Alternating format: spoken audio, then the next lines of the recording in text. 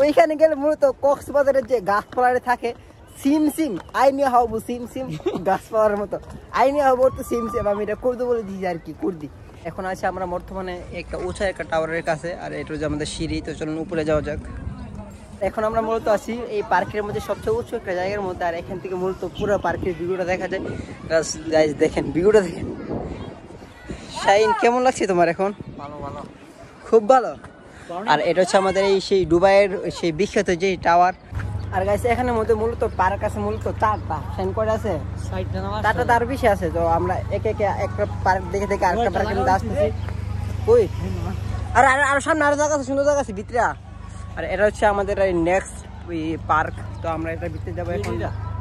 Gate আর main gate টেনতে লেখা আছে চারিকি মানালা না কি যেন লেখা আছে। আর এই যে জায়গাটা এই জায়গাটা মূলত ভৈরবের মধ্যে একটা সুন্দর একটা জায়গা আছে না, এই জায়গার মতো লাগতেছে ভৈরবের মধ্যে।